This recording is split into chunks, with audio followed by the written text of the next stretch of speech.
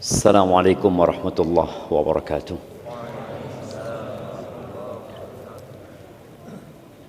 Alhamdulillah alladzi hadana lihada wa ma kunna linahtadiya laula an hadana Allah. Segala puji bagi Allah Jalla Jalaluh yang telah memberikan hidayahnya kepada kita. Kita tahu ada nikmat yang diburu oleh manusia, yaitu nikmat harta. Manusia dengan hartanya juga berburu kesehatan. Dengan kesehatan dan hartanya dia berburu keamanan. Dan nikmat yang paling agung adalah nikmat iman.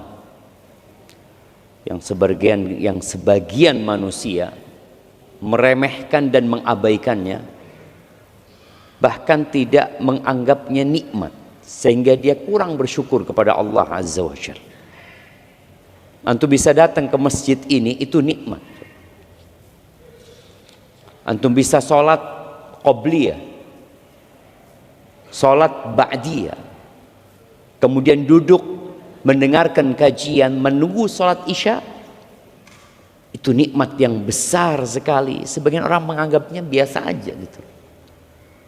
Anda memang datang rutin kajian, padahal engkau sedang mendapatkan nikmat dari Allah yang kalau kita tidak mensyukuri, boleh jadi akan datang satu masa kita nggak bisa lagi datang ke masjid. Berat untuk datang ke rumah Allah Azza wa Jalla. Apa penyebabnya? Karena selama ini kita tidak mensyukuri nikmat tersebut. Allah mengatakan, la in syakartum la azidannakum. Apabila kalian bersyukur, niscaya aku tambahkan. Dan tambahan dari mensyukuri nikmat ibadah adalah ibadah selanjutnya. Makanya dikatakan ketaatan itu melahirkan ketaatan, sebagaimana kemaksiatan melahirkan kemaksiatan. Maka semoga Allah Azza wa Jalla membantu kita untuk mensyukuri nikmat yang Dia berikan kepada kita dan mematikan kita husnul khatimah. Allahumma salli wa sallim ala abdika wa rasulika Sayyidina wa maulana Muhammadin wa ala alihi wa ashabihi ajma'in. Ya Allah, semoga salawat dan salam, berkah dan nikmat senantiasa Engkau curahkan untuk hamba kekasih-Mu, untuk baginda Nabi kita Muhammad alaihi salatu wassalam, untuk keluarga beliau, untuk istri-istri beliau, untuk putra-putri beliau, dan untuk seluruh sahabat Nabi. Semoga Allah meridhai kita bersama mereka. Amma ba'd, istrimu bukan ibumu. Istrimu bukan bidadari.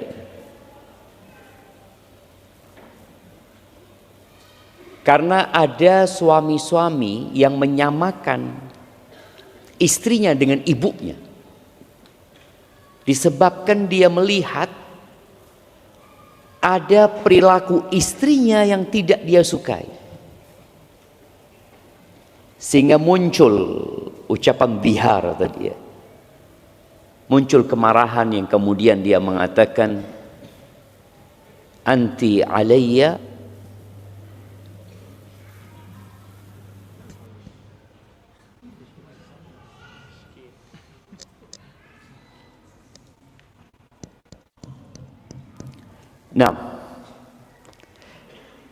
muncul ungkapan yang biasanya bermuasal dari amarah, engkau seperti ibuku, engkau seperti punggung ibuku. Maka sebelum membahas pembahasan ini, kita perlu tahu dengan istri kita yang sudah punya istri. Yang belum punya istri, maka antum harus belajar bahwa ternyata istri yang dinikahi yang antum berharap dapat hidup harmonis bersamanya. Ungkapan yang sering kita dengar samara ya, sakinah, mawaddah dan rahmah itu, setelah antum menjalin pernikahan, kok nggak kayak gitu? Ya memang seperti itu kehidupan. Namun seorang laki-laki yang faham bahwa istrinya bukan bidadari, dengan izin Allah dia akan menerima kekurangan-kekurangan istrinya, sehingga tidak perlu dia mengatakan pembahasan kita hari ini yang disebut dengan zihar. Az-zihar ya. Apa sih zihar itu? Kalau definisi zihar disebutkan tashbihuz zauj imra'atahu au udwan minha bi dhahri man tahrumu alaihi ala ta'bid. Zihar itu adalah di mana seorang suami menyamakan istrinya atau salah satu organ di istrinya seperti punggung orang yang diharamkan atas dirinya selama-lamanya. Artinya diharamkan untuk menikahinya. Tapi yang umum di Arab itu, mereka kalau marah ya, dan dianggap cerai di masa jahiliyah dulu, seorang suami tatkala mengatakan, anti alayya ka dhahri ummi, engkau buat aku seperti punggung ibuku. Punggung sesuatu itu biasanya dinaikin. Sang suami mengatakan itu hendak mengharamkan istrinya atas dirinya. Kalau pembahasan yang sebelumnya berkaitan dengan ila itu seorang suami yang bersumpah untuk tidak menggauli istrinya lebih dari 4 bulan atau selama-lamanya. Itu disebut ila, artinya jelas. Suami mengatakan, wallah, demi Allah aku tidak akan menyentuhmu, tidak akan menghubungimu sampai mati, atau lebih dari 4 bulan. Itu disebut ila. Kalau ini enggak, dia tidak bersumpah, tapi dia menyamakan istrinya dengan ibunya. Dan kita tahu tidak ada yang lebih haram buat kita daripada ibunda kita. Makanya zihar ini tidak hanya menyamakan dengan ibu, pokoknya menyamakan istrinya. Kalau dari definisi tadi, menyamakan istrinya dengan punggung wanita yang diharamkan bagi dirinya untuk menikahi perempuan itu selamanya. Mengatakan engkau buat aku seperti punggung adikku, punggung bibiku, punggung anakku umpamanya, putriku, sama aja. Jadi zihar itu nggak harus mengatakan engkau buat aku seperti punggung ibuku. Tapi bagaimana kalau seorang suami memanggil istrinya bunda? Dan ini banyak ya. Bunda, bun, ummi, apalagi mama, mak. Iya, kalau di empok mungkin panggilan-panggilan yang ada di masyarakat, di mana suami memanggil istrinya dengan panggilan orang yang haram bagi dia untuk dihubungin sebenarnya. Apakah masuk? Enggak masuk, enggak apa-apa. Karena ungkapan itu tergantung niatnya. Dan biasanya niatnya seorang suami yang mengatakan engkau buat aku seperti ibundaku, bukan seperti punggung ibundaku, tapi seperti ibundaku. Engkau seperti ibundaku buat aku. Ini tergantung niat. Biasanya niatnya dia hendak memuliakan istrinya, maka tidak termasuk zihar. Karena ungkapan itu ungkapan penghormatan. Karena nggak ada yang lebih mulia dari ibunda kita. Sebagaimana tidak ada wanita yang lebih haram daripada ibunda kita, dan juga tidak ada manusia yang paling pantas mendapatkan kebaktian kita, penghormatan kita lebih dari ibunda kita. Ketika seorang sahabat datang menjumpai Nabi alaihi salatu wassalam dan bertanya, "Man ahaqqun nas bi husni sahabati?" Atau dalam riwayat lain dikatakan, "Man abar?" Siapakah manusia yang paling berhak mendapatkan persahabatan terbaikku, pendampingan terbaikku, kebaktianku? Qala ummuka, ibundamu tadi. Qultu thumma man? Terus siapa? Ummuka. Terus siapa? Ummuka. Terus siapa? Ayahmu. Maka ingat, ketika seorang memanggil istrinya dengan kalimat bunda, mama, tapi maksud dia adalah panggilan memanjakan istrinya atau mengajarin anak-anaknya. Karena ada anak-anak yang panggil nama ibunya dan manggil nama bapaknya itu dengan nama aja, Mak. Namanya Syafiq gitu ya. Jadi kalau umpamanya istri anak manggil anak Syafiq. Kira-kira anak-anak ketika tumbuh besar, dia ngomong, "Mana Syafiq?"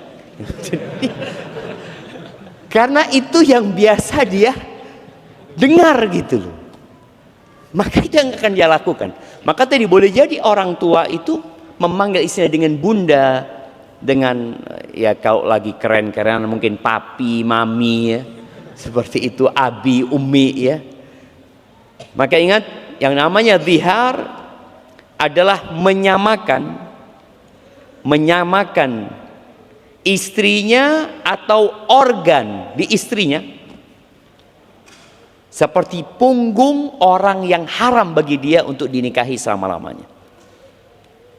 Tapi kalau dia mengatakan, "Engkau buat aku seperti punggung kakakmu," masuk zihar nggak? Masuk apa enggak? Kenapa tidak? Kan mahram. Kan mahram sama istri. Ya. Nah, mahram tapi tidak selamanya. Mahram yang tidak permanen. Artinya mahram itu diharamkan untuk dinikahin selama laki-laki ini menikah sama adiknya. Artinya kan nggak boleh dia mengumpulkan kakak beradik. Jadi ini haram yang tidak permanen, maka nggak masuk zihar. Maka di definisinya yang haram secara permanen. Yang haram secara permanen. Kalau nggak permanen diharamkannya nggak masuk zihar ya. Apa hukumnya zihar? Haram hukum. Kalau bicara hukumnya haram. Ada sebuah kisah jemaah di masa Nabi alaihi salatu wassalam ya. Ini kira-kira kejadian di tahun ke-6 Hijriah ya. Peristiwa zihar pertama mungkin setelah Islam. Di mana disebutkan ada seorang sahabat wanita yang bernama Khawlah bintu Tha'labah radhiyallahu anha. Suaminya ini udah tua. Suaminya ini sudah tua dan temperamental. Dan biasanya memang orang itu tambah tua tambah buruk karakternya. Biasanya ada anak-anak yang menghadapi orang tua, dia mendapatin ibu anaknya kok tambah kasar Ustaz ya. Negatif thinking selalu ya, salah semua. Kadang-kala ada yang mendapati seperti itu. Apalagi ditambah penyakit. Kadang-kala karakter itu berubah. Nih Khawlah, nama suaminya itu Aus. Iya, suaminya ini sudah tua, jarak antara dia sama suaminya agak berjauhan.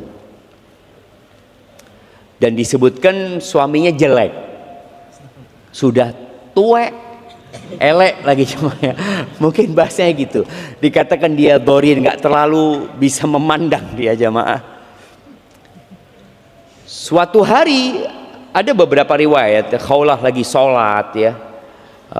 Dan Khawlah ini dikatakan Masya Allah dia punya fisik yang masih prima ya dengan umur dia.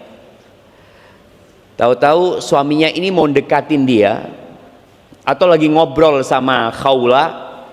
Tadi ada beberapa riwayat sama Khawlah ini dibantah. Marahlah suaminya. Ketika marah langsung mengatakan suaminya berkata, anti alayya ka dhahri ummi. Engkau buat aku seperti punggung ibuku. Lalu keluarlah suaminya ini jemaah. Setelah marah keluar. Setelah keluar ngobrollah dia sama kawan-kawannya. Ya mungkin di situ ada obrolan yang membuat biasanya laki-laki ini kalau ngobrol masalah apa? Nah, bapak-bapak ini politik. Masalah politik, masalah fulus, masalah harem ya.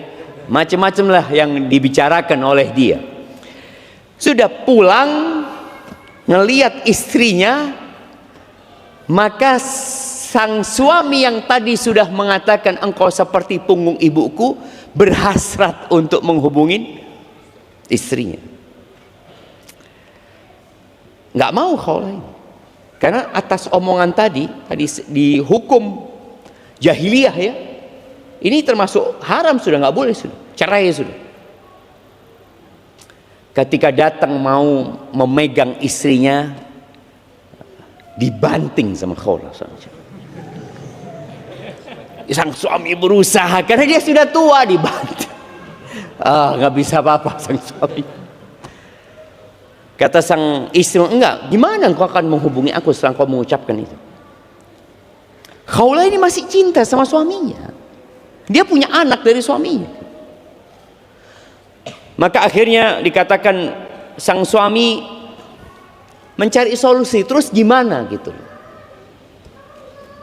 Ya sudah, berangkatlah engkau menjumpai Rasul SAW. Maka berangkatlah Khawlah menjumpai Rasulullah SAW.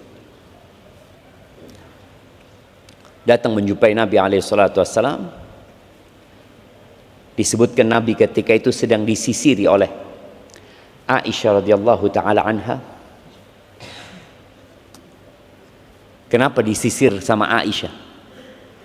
Apa nggak bisa nyisir sendiri? Itulah yang namanya romantisme Nabi alaihi salatu wassalam. Jadi antum sekali-kali tidur di pangkuan istri, disisiri sama istrinya ya. Apalagi zaman itu kebanyakan laki-laki Arab itu rambutnya panjang. Jadi nyisir itu kadang-kala butuh bantuan orang lain ya, apalagi kalau rambutnya sebahu mamanya. Ini sedang disisiri Nabi alaihi salatu wasallam. Akhirnya Khawlah mengadu. Nabi alaihi salatu wasallam menyebutkan, ya kayaknya sudah haram suamimu atas dirimu. Karena belum ada wahyu yang turun. Khawlah ini disebutkan, ya Rasulullah, ya Rasulullah, akala mali wa afna syababi wa nathartu lahu batni hatta idza kabura sinni wa anqata'a waladi dhahara minni.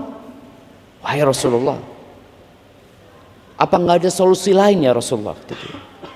Apakah memang aku harus berpisah sama dia? Nih ya, istri yang baik ya. Dia tahu suaminya itu penuh kekurangan gitu. Tadi udah kadangkala matanya udah kabur ya, udah tua ya, temperamental lagi ya. Tadi cuek kadangkala suaminya. Dia ngabisin hartaku. Bismillah.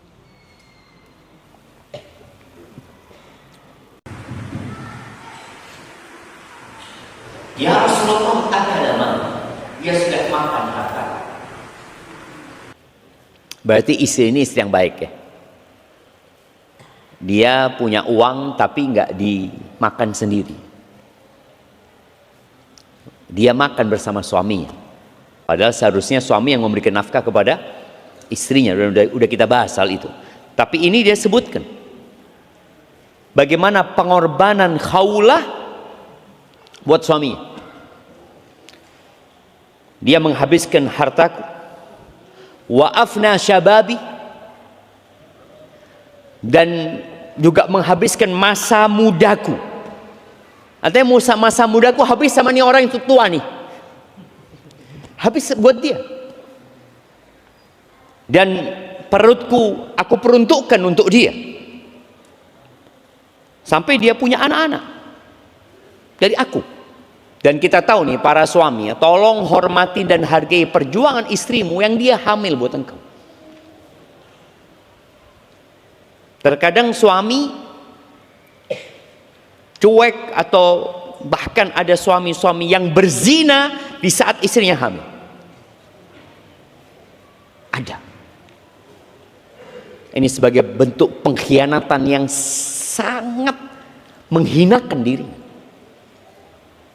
Istrimu hamil anakmu, engkau berzina. Perempuan itu capek loh ketika hamil. Yang istrinya punya anak 2, 3, 4 lebih dari itu, capek dia itu. Untukmu gitu. Yang nanti anak itu akan tumbuh besar tidak membawa nama ibunya, nggak ada. Siapa yang mengetahui nama ibunda Imam Syafi'i? Siapa yang mengetahui nama ibunda Imam Bukhari? Yang kita tahu namanya Muhammad ibn Ismail. Imam Syafi'i namanya Muhammad ibn Idris. Siapa yang tahu?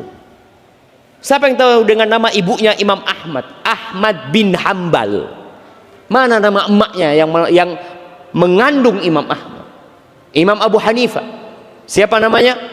An-Nu'man Ibn Bashir. Siapa yang tahu nama ibunya? Nggak ada jemaah. Maka kadangkala ada suami-suami yang kurang menghargai istrinya yang sudah berjuang untuk dia. Hormatin dia. Tuh anak-anak keluar dari rahim istri. Maka Khawlah mengatakan, ketika aku sudah tua, sudah berumur, wan qata'a waladi, dan aku sudah nggak bisa punya anak, udah menepus Khawlah ini, zahara minni, dia melakukan zihar kepada aku, terus nggak ada solusi ya Rasulullah, kata dia. Apa kata Khawlah? Allahumma inni ashku ilaik, ya Allah aku mengadu kepadamu ya Allah, aku mengadukan ini kepadamu ya Allah. Karena terjadi dialog antara Khawlah sama Rasulullah SAW. Artinya Khawlah merasa, apa nggak ada solusi lain ya Rasulullah? Dan itulah sebab turunnya firman Allah, qad sami Allah qaulal lati tujadiluka. Allah telah mendengar ucapan seorang wanita yang dia berdialog denganmu, yang mendebatmu fi zaujiha, dalam urusan suaminya.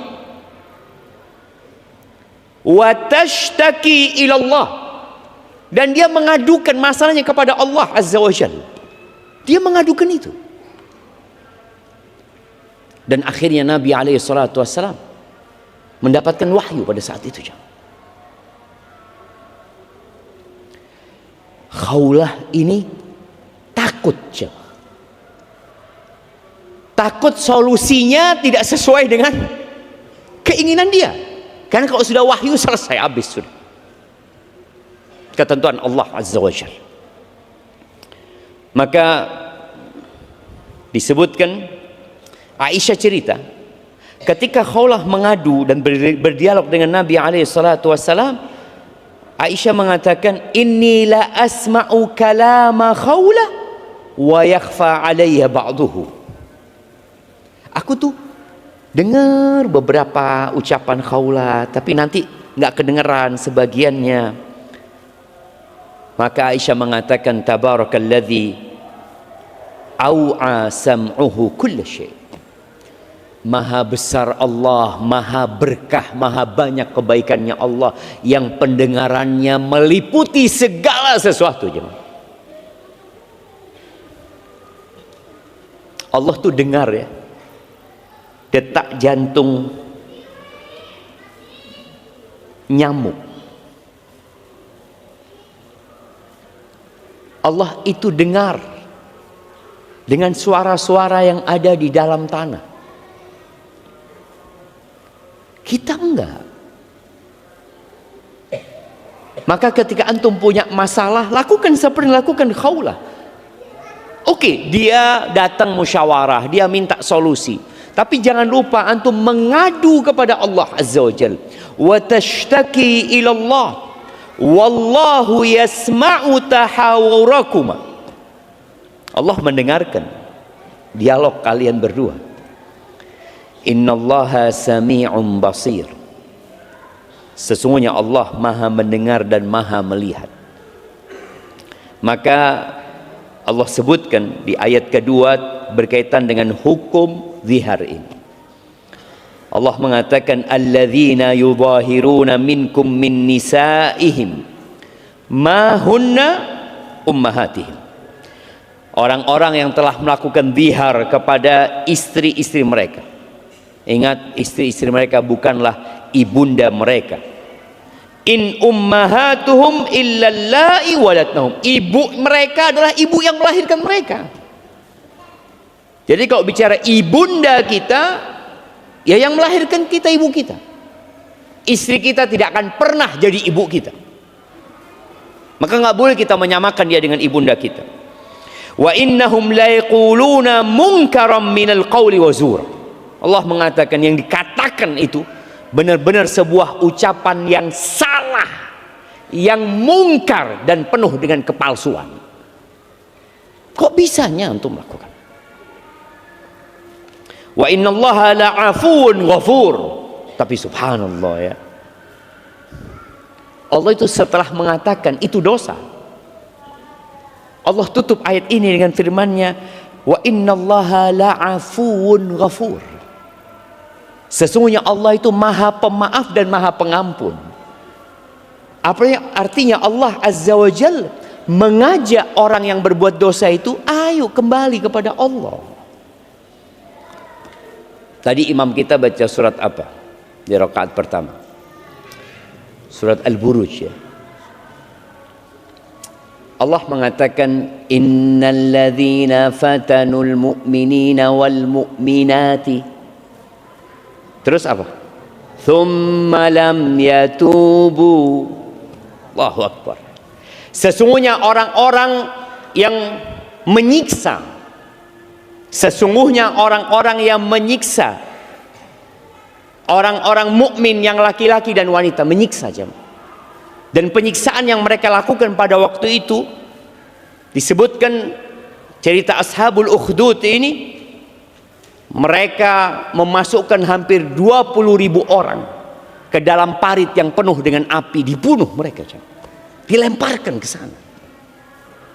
Allah mengatakan innal ladzina fatanul mu'minina wal mu'minati thumma lam yatubu, kemudian mereka tidak bertobat.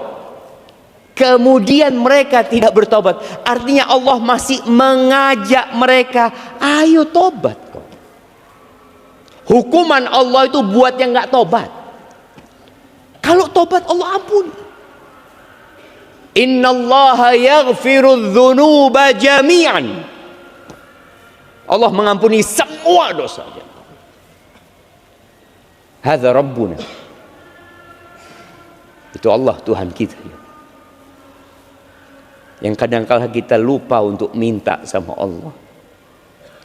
Yang kadangkala kita merasa lebih percaya dengan usaha kita. Padahal semuanya ada di tangan Allah Azza wa Jalla. Allah maha pemaaf dan Allah maha pengampun. Kemudian di ayat ketiga Allah mengatakan tentang hukum. orang yang melakukan zihar ini. Di ayat ketiga Allah mengatakan walladzina yudhahiruna min nisaihim, maka buat orang-orang yang melakukan zihar kepada istri-istri mereka, thumma ya'uduna lima qalu, lalu mereka menyesal atas ucapan mereka. Mereka mau kembali kepada istrinya, apa yang harus dilakukan? Fatahriru raqabatin min qabli an yatamassa. Maka sebelum kedua orang ini berhubungan, hendaklah mereka membebaskan budak. Jadi suami yang melakukan zihar ini kafaratnya adalah membayar dengan membebaskan budak. Dzalikum tu'adzuna bihi. Itulah pelajaran yang Allah berikan kepada kalian. Mau'izah. Wallahu bima ta'maluna khabir. Allah Maha mengetahui dengan apa yang kalian perbuat. Artinya jangan sampai sudah melakukan zihar, tahu-tahu tuh kumpul sama istrinya, melakukan kesepakatan sama istrinya, udahlah kita balik lagi gitu loh, aku minta maaf gitu loh. Sang istri, iyalah bang, aku maafkan bang. Kumpul, Allah ngelihat kalian belum menebus kesalahan kalian. Boleh jadi gak ada orang yang tahu. Maka kita lihat ya bagaimana ketakwaan Khawlah. Dia datang kepada Nabi SAW, padahal dia bisa, ya udahlah saling memaafkan, selesai. Lah orang suaminya mau balik, suaminya yang mau balik, dan Khawlah juga nggak ingin pisah. Berarti kan ketemu, udah ada apa langsung harus bertanya kepada Nabi SAW, karena takut. Dan hati-hati ya, ada suami-suami yang sudah menceraikan istrinya lebih 3 kali, bahkan 4 kali, 5 kali, tetap satu rumah. Karena nggak ada yang tahu. Yang tahu hanya mereka. Ingat, wallahu bima ta'maluna khabir. Allah Maha mengetahui secara detail apa yang kalian lakukan. Tapi kita dengarkan adzan dulu. Naam, tafadhal.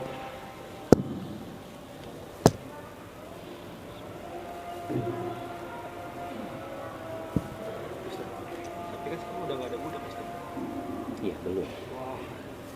Insyaallah.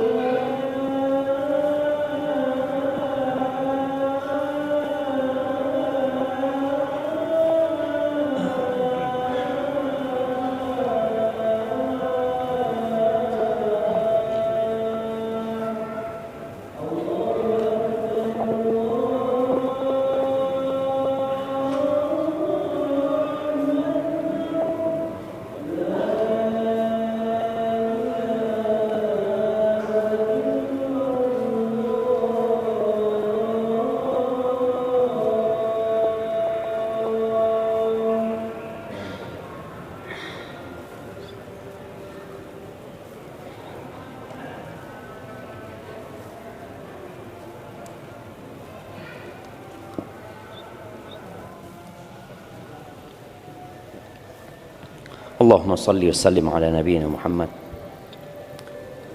Naam, jadi yang harus dilakukan seorang suami yang melakukan zihar adalah membebaskan seorang budak. Kalau nggak mampu atau tidak ada budak, ana wallahu a'lam ya, berkaitan dengan zihar ini, apakah ada di Indonesia aja? Apakah ada ungkapan di Indonesia ini, pernyataan suami yang menyamakan istrinya dengan ibunya? Ada enggak? Hah? Boleh. Di Jawa nggak ada. Mungkin pakai bahasa daerah. Wis awakmu koyo ibuku wis. Enggak tahu lah apa ya.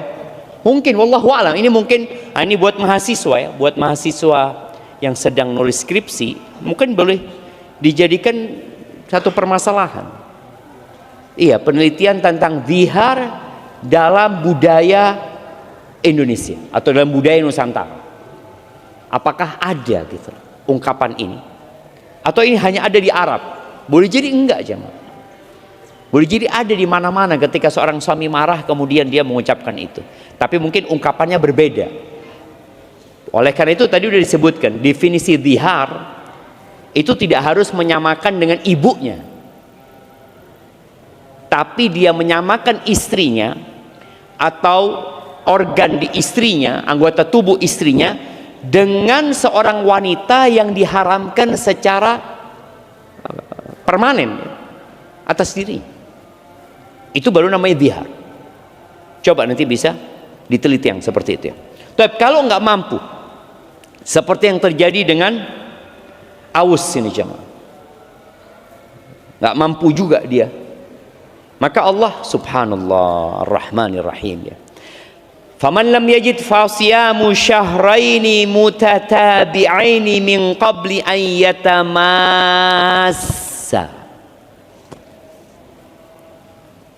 Jadi ini yang namanya kafarat yang harus dilakukan dengan tertib.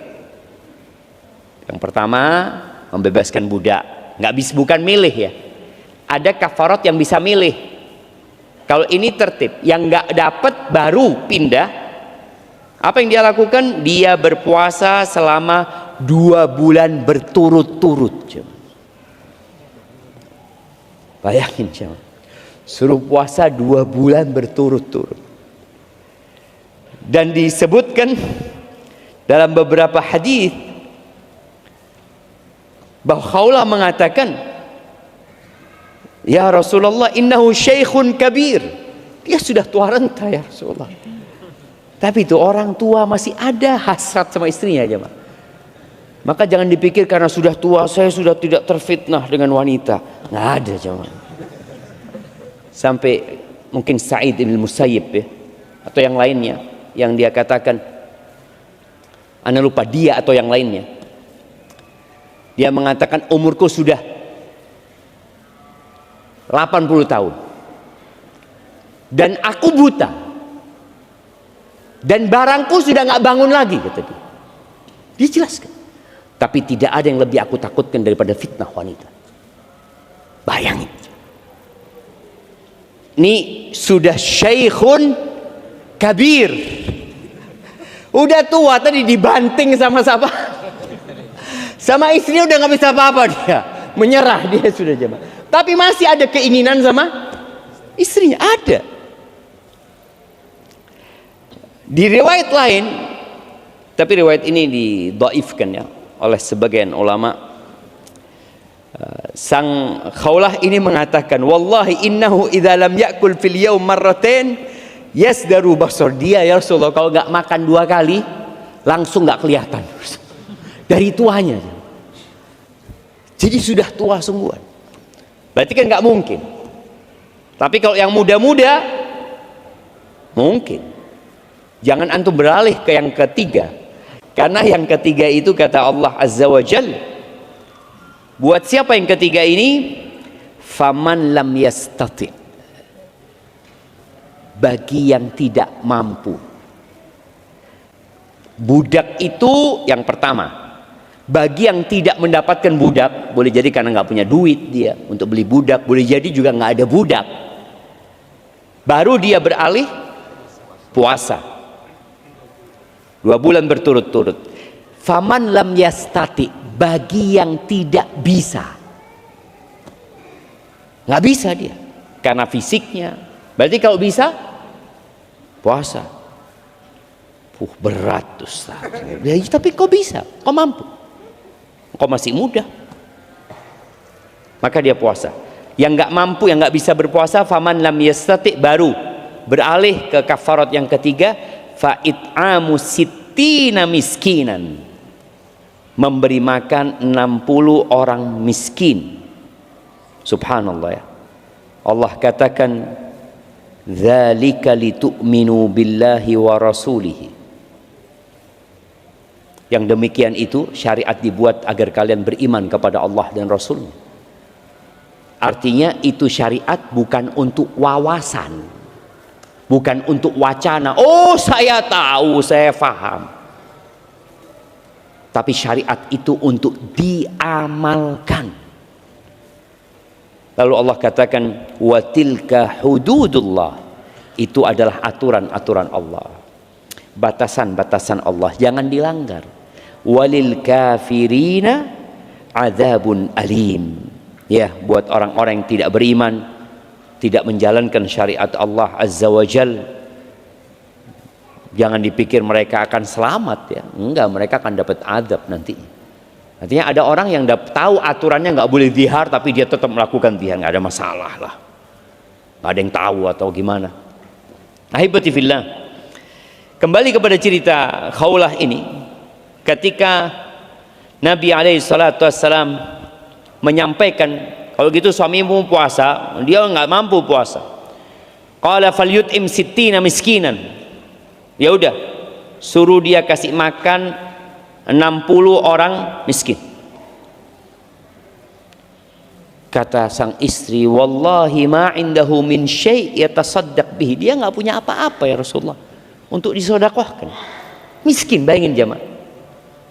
Udah miskin, tuwe, seperti itu. Apa bahasanya? Masih neko-neko gitu ya. Masih apa? Kalau bahasa daerah kita itu kakean pola. Apa kakean pola itu? Banyak gayanya gitu, banyak maunya. Tapi ya itu yang terjadi. Itu yang dia terjadi dengan suaminya ini, nggak punya apa-apa. Kata Nabi SAW, saat itu datang ada yang ngasih 1 tandan kurma ya. Kata Nabi SAW, iya sudah ini bagikan gitu. Kata istrinya, ya Rasulullah, aku bantu dia juga dengan 1 tandan lainnya. Lihat baiknya istrinya. Ini insya Allah contoh-contoh istri penghuni surga insya Allah ya. Sudah, engkau pergi kasih makan sudah. Dan subhanallah, di riwayat lain diceritakan, di riwayat Zawaid Al-Haytham, Majma' Zawaid Al-Haytham ya, ketika Khawlah ini pulang, kan ditunggu sama suaminya, nungguin suaminya ini. Ya tentu suami ingin tahu apa kira-kira jawaban Rasul sallallahu alaihi wasallam. Disebutkan, falamma ra'ani qala ma wara'aki, ada apa di balikmu, gimana ceritanya? Qultu khairun, khair, ada kebaikan, wa anta damim, tapi engkau tetap jelek, kata dia. Kan memang yang dilakukan suaminya tetap buruk, artinya jangan sampai sang suami merasa yang dia lakukan baik, enggak gitu loh. Aku memang bawa berita baik, tapi jangan salah, yang kau lakukan tetap buruk gitu loh. Allah katakan mungkar minal qawli wa zur. Maka sang istri mengatakan khairun wa anta damim, baik tapi engkau tetap jelek. Ya ini juga nasihat ya, agar suaminya jangan melakukan itu lagi gitu loh. Umirtu an ta'tiya fulanan, di riwayat ini disebutkan engkau datang ke tempatnya fulan, engkau ambil setengah wasak. setengah wasak. Satu wasak itu situna so'an, 60 sok ya. Disuruh ngambil 30 sok untuk dibagikan ke fakir miskin. Fatasaddaq bihi ala sittina miskin. Engkau sedekahkan kepada 60 orang miskin. Maka berapa sih kafaratnya? Disebutkan setengah sok. Cukup setengah sok. Setengah sok itu ya setengah zakat fitrah. Setengahnya zakat fitrah buat 60 orang. Engkau ke rumahnya fulan, ambil tadi setengah wasak ya, 30 sok, engkau berikan makan kepada orang miskin. Wa turaji'uni, lalu setelah itu engkau boleh menghubungin aku. Dalam riwayat ini disebutkan fantalaqa yas'a, bisa lari suaminya. Bisa lari dia jemaah. Yang awalnya tadi, ya tadi memang orang itu kalau punya masalah ya, depresi, dia lemas jemaah. Itu bisa lari suami. Sa'i dikatakan ya.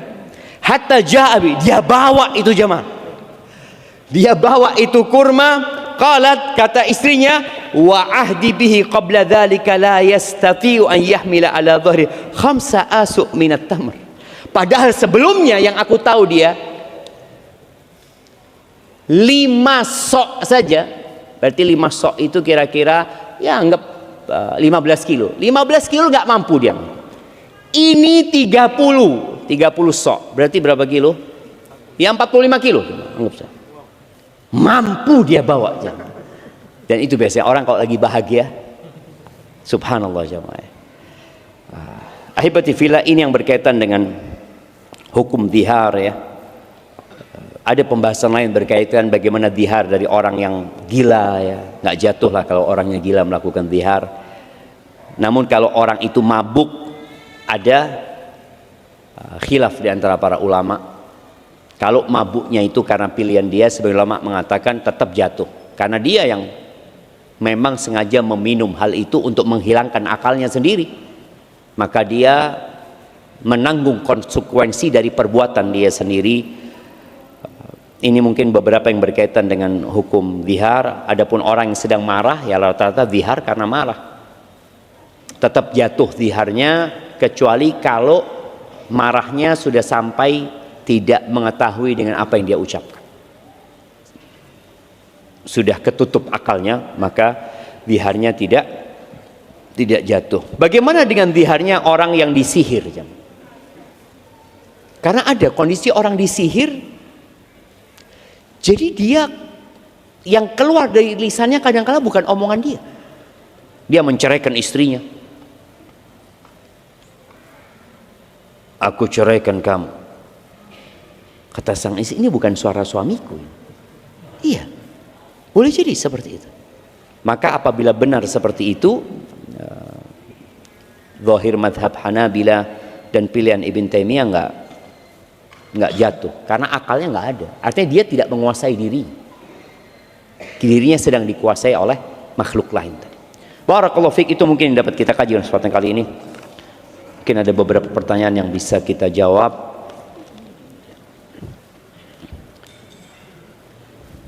Saya cukup sulit berdamai dengan taunya bahwa calon istri saya ternyata tidak perawan. Apa yang harus saya lakukan untuk menyikapinya? Sebenarnya awalnya tidak tahu menahu, tetapi saat saya mengorek-ngorek informasi, diketahuilah hal demikian. Bagaimana saya harus menyikapi masa lalu perzinaannya? Naam, ahibati fillah.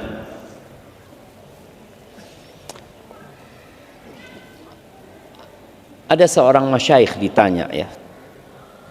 Ada seorang laki-laki menikah dengan wanita dengan mahar tertentu, dan wanita ini mengklaim dirinya gadis.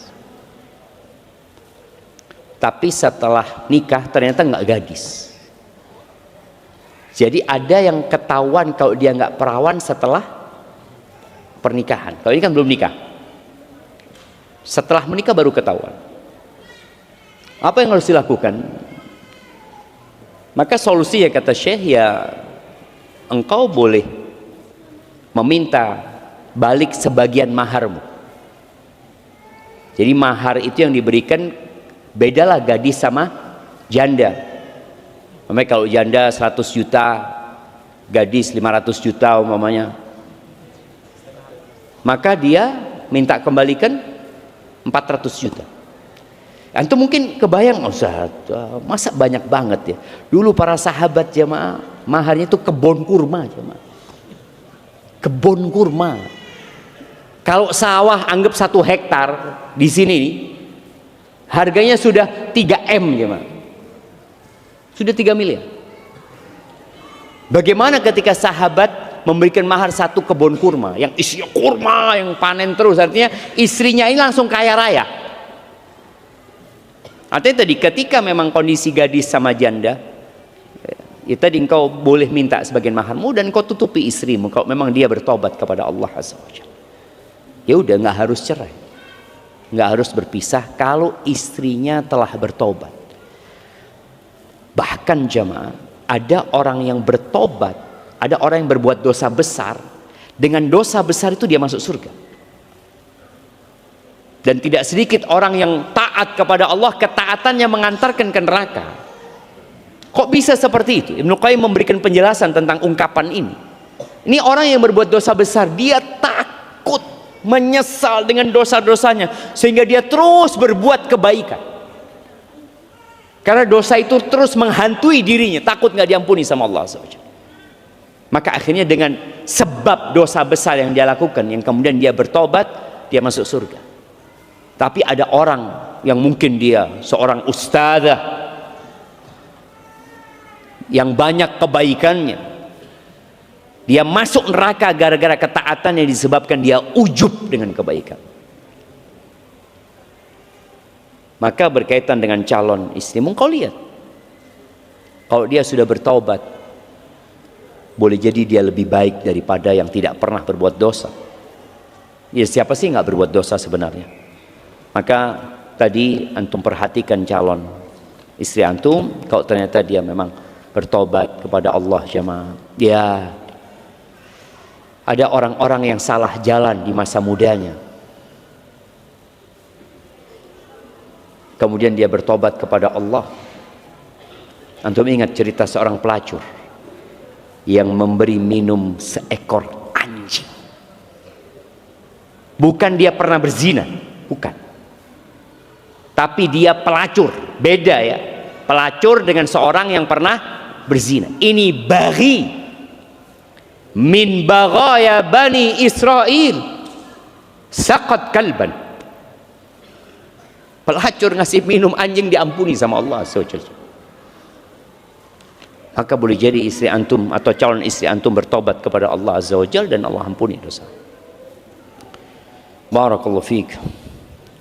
Assalamualaikum Ustaz, izin bertanya, bagaimana apabila seorang suami dengan sengaja ingin membuat susah hidup istri dan tidak senang apabila istrinya berbahagia?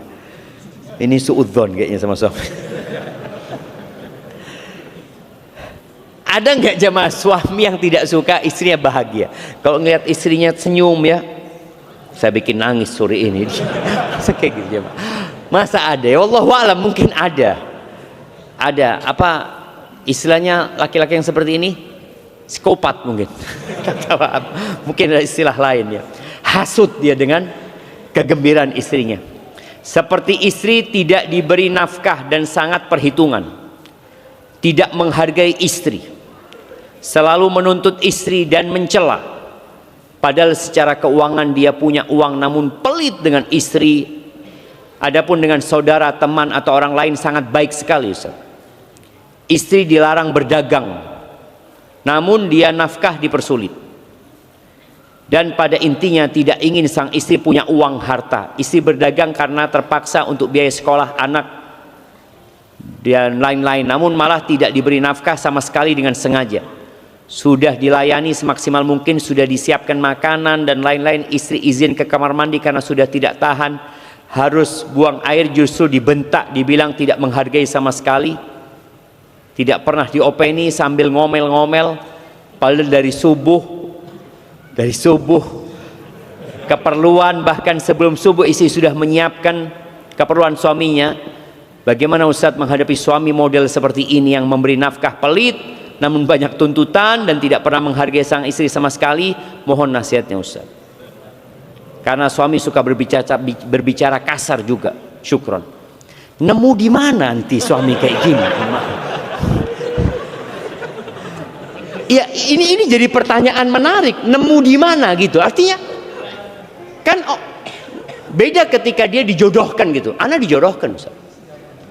Ya akhirnya kan bukan pilihan dia. Bukan pilihan dia, dia dipaksa sama orang tuanya. Padahal ingat ya, orang tua nggak bisa maksa putrinya.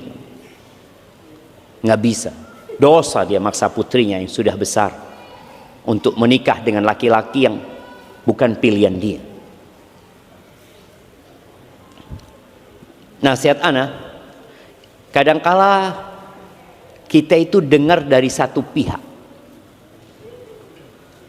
Kalau antum membaca ini kan, antum merasa suaminya zalim banget ya. Boleh jadi kalau dengar dari suami, Allah Zat, ana sudah capek sama istri ana Ustaz. Istri ana itu royal, suka bermewah-mewahan, macam-macam. Boleh jadi seperti itu. Maka solusinya dalam kondisi seperti ini, kalau sang istri tidak mampu memberikan nasihat kepada suaminya, maka boleh jadi mediasi. Tapi sebelum melakukan itu, cobalah anti berikan pelayanan yang lebih sama suaminya. Karena sang istri merasa sudah maksimal. Terkadang seorang itu merasa sudah maksimal dengan kacamata diri dia. Contoh nih ya, seorang yang jual jasa, dia merasa sudah memberikan pelayanan yang maksimal kepada customer dia, kepada konsumen dia, karena dia pakai kacamata dirinya. Tolong sekarang dirubah pakai kacamata customer. Apakah customer sudah puas? Contoh kita di STDI, kita di P3M itu membuat angket kepuasan pelanggan yang kita layani, baik itu mahasiswa, para dosen. Kita merasa sudah maksimal. Setelah kita baca, oh ternyata belum ya, banyak keluhan ternyata. Bintang 1, tadi bintang 1. Sekarang kan ada bintang, kayak kita kalau belanja sesuatu ya di pasar online sana, mereka minta bintang gitu kan. Karena ada orang yang merasa, saya sudah bagus pelayanannya, ternyata bintangnya 2 cuma. Berarti belum baik. Maka buat sang istri, tolong anti bikin angket buat suaminya. Iya bang, bikinlah. Kan biasanya kalau minta bintang itu ada setuju, tidak setuju, kurang setuju ya. Coba anti lihat, mungkin memang benar ada pelayanan anti yang kurang, tapi menurut anti sudah maksimal. Oleh karena itu akan ada pengadilan hari kiamat. Tidak sedikit orang-orang yang merasa dizalimi padahal dia membolimi. Contoh, orang-orang yang digusur zaman. Kita kalau baca berita, zalim ini. Gimana sih? Orang-orang miskin kok digusur gitu ya. Ini perusahaan ini zalim kata dia. Setelah ditelusuri di pengadilan, ternyata orang-orang ini dikasih tumpangan di tanah kosong itu, bukan haknya, udah dikasih tumpangan nggak bayar selama 10 tahun. Ketika mereka disuruh pindah, mereka menuntut. Yang zalim siapa? Ini loh yang dikasih tempat gratis, diminta pindah nggak mau. Tapi kalau kita baca berita, kita akan malah kata ini kezaliman. Dan itu pernah terjadi. Ada seorang itu beli tanah di daerah sini. Ternyata di situ ada rumah. Ada rumah, ada warung lah orang itu. Pemilik tanahnya membolehkan dia tinggal di sana. Sampai nanti kalau dijual, ya sudah, tafadhol, pergi gitu loh. Ketika terjadi transaksi, nggak mau pindah jamaah, minta ganti rugi.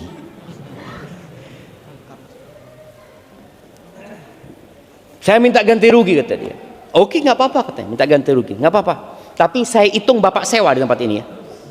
8 tahun bapak nempatin tempat ini. Satu hari dah 10.000, nggak apa-apa. Sewanya. Kalikan 8 tahun. Akhirnya kata dia, enggak, sudah, enggak perlu, sudah. Dia tinggal rumah aja. Maka tadi sang istri merasa suaminya itu melakukan kezaliman dan merasa ana sudah maksimal Ustaz, dari pagi sampai sore aku penuhin kebutuhan dia. Sampai tadi dikatakan ketika lagi makan istrinya izin ke toilet, dibentak ya. Yang anak akan bertanya, kenapa dari tadi nggak ke toilet gitu? Kok pas lagi suaminya makan ke toilet? Maka nasihat anak buat perempuan ini, cobalah anti mencatat. Tapi memang ada suami-suami yang pelit, ada ya. Dan anti boleh ngambil duitnya suami.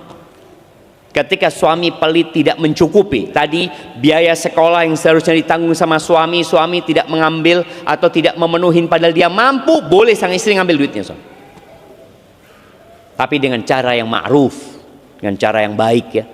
Bukan untuk foya-foya, tapi benar-benar untuk memenuhi kebutuhan hidup, bukan untuk gaya hidup. Dan tadi kalau anti tahu ada kondisi-kondisi suami marah, hindarin hal itu. Nanti sudah tahu kalau lagi makan anak tinggal, dia akan marah, jangan ditinggal. Kemudian buat istri yang seperti ini, sering-sering berterima kasih sama suami. Kalau dikasih dikit, katakan bang, jazakallah khair bang. Nggak ada suami yang lebih baik dari Pak Abang. Padahal dia yang lihat suaminya, na'udzubillah. Nggak apa-apa tapi ya mah. Nggak apa-apa, puji suami. Sampai dia malu sendiri. Dan katakan, ya Allah bang, makasih banyak bang, dia ngasih sedikit, jazakallah khair bang ya. Insya Allah duit yang dikasih berkah, bisa buat ini. Terus berikan pujian jamaah. Karena manusia itu secara naluri, dia itu baik. Manusia itu terbuat dari tanah. Dan tanah itu mudah untuk dibentuk. Beda sama api. Pernah antum lihat api bisa dibentuk? Sulit sekali. Makanya menghadapi manusia yang jahat, apa kata Allah Azza wa Jalla? Idfa' billati hiya ahsan. Balaslah yang buruk itu dengan kebaikan gitu. Fa idzal ladzi bainaka wa bainahu adawatun ka'annahu waliyyun hamim. Mudah-mudahan dia berubah jadi kawan yang dekat. Maka tadi nasihat ana, anti berusaha untuk memuji dia, berterima kasih sama dia ketika dia datang, pijetin dia ya. Terus katakan jazakallah khair bang, makasih banyak bang ya. Terus sampai dia nanti malu. Iya, kayaknya aku harus jadi orang baik. Mudah-mudahan dia jadi orang baik nanti. Barakallahu fiik. Allahu akbar, ini lebih banyak lagi nih jemaah. Semoga senantiasa Allah jaga Ustaz dan keluarga. Izin bertanya Ustaz, kami memiliki sebidang tanah, lebih tepatnya milik orang tua saya, yang rencananya tanah itu untuk saya membangun rumah nanti di masa depan. Dan saudara-saudari saya juga tak masalah tentang itu. Kemudian beberapa hari yang lalu ada muhsinin yang sedang mencari tanah untuk dibangunkan masjid dan akan dikelola oleh yayasan. Kebetulan muhsinnya dari Atase dan pemerintah Arab Saudi. Orang tua saya tertarik untuk hal ini dan rencananya ingin dibangun di tanah tadi, tapi mereka masih menanyakan dulu perihal ini ke saya. Maka pertanyaan saya, bagaimana seharusnya sikap saya sebagai seorang anak yang saya sadar sejatinya itu harta orang tua saya, dan saya juga semangat serta senang dengan adanya masjid tersebut nanti. Tapi saya masih overthinking. Nanti tanah gantinya sebagus itu enggak ya? Apakah saya relakan enggak ya? Karena saya punya rencana dalam waktu dekat untuk membangun rumah sebagai persiapan untuk menikah. Mohon dan agar dimudahkan dan nasihatnya.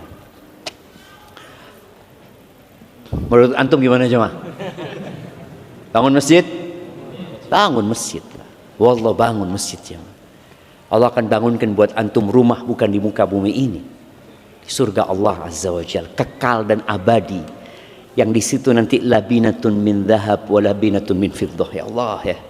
Batu-batanya itu emas, emas ya. Antum punya rumah semua full emas. Yang nanti ada rumah lagi perak, labinatun min fiddah, perak semua ya. Maka ini kesempatan buat antum. Kalau antum berpikir bagaimana gantinya akan lebih baik atau tidak, pasti lebih baik. Wa ma tunfiqu min khairin fahuwa yukhlifu. Allah akan kasih ganti yang lebih baik. Allah akan kasih ganti.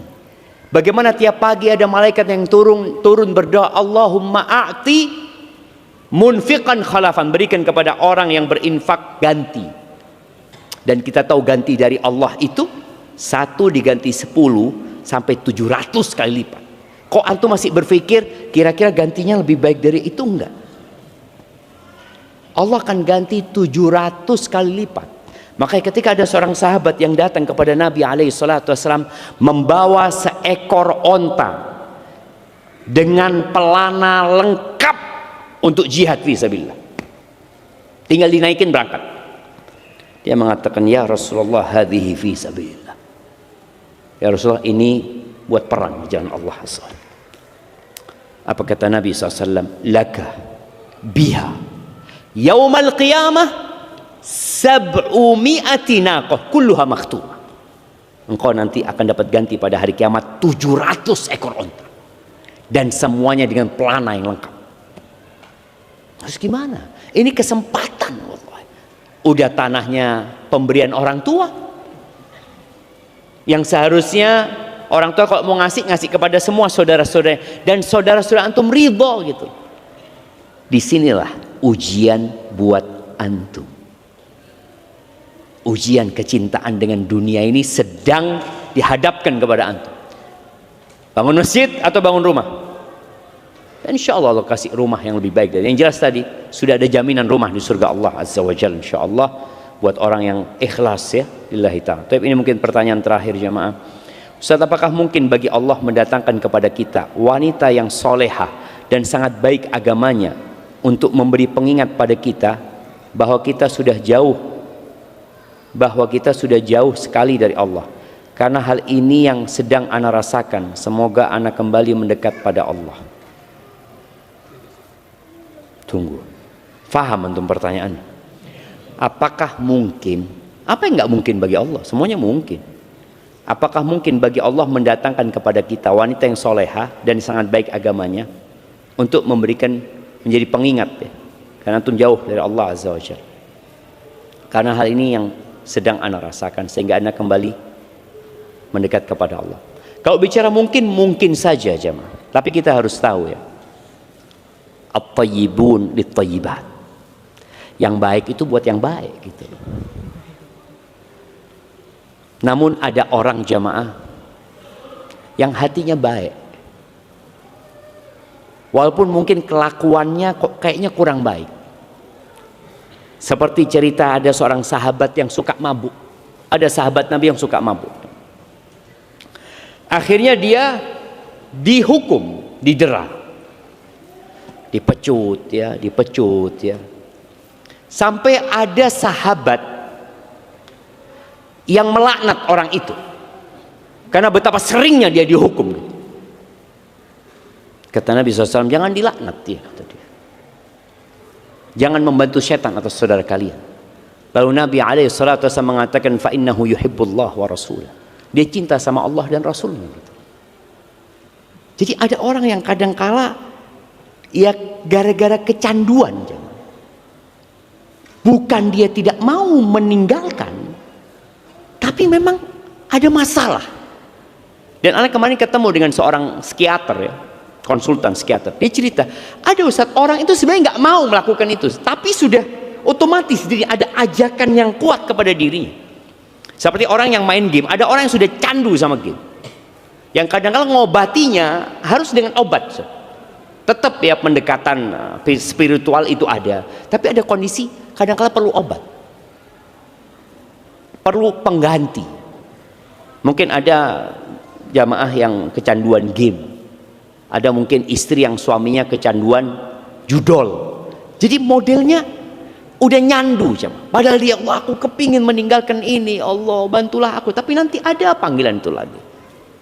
Maka tadi semoga Allah kirimkan buat antum ya istri-istri yang soleh, yang siap menerima antum dan memperbaiki diri antum. Walaupun resiko jemaah, resiko besar. Ana sering ada pemuda-pemuda, Ustaz, ana mau menikah dengan seorang wanita yang belum paham agama, Ustaz, belum mengerti agama, tapi ana akan jadikan ini perjuangan menuju Allah Azza wa Jalla. Semoga dia mendapatkan hidayah lewat ana, Ustaz. Tunggu, antum melihat kepada dia itu apa yang dilihat? Cantik, Ustaz. Berarti kan antum yang bermasalah. Dia mudah-mudahan boleh jadi jam.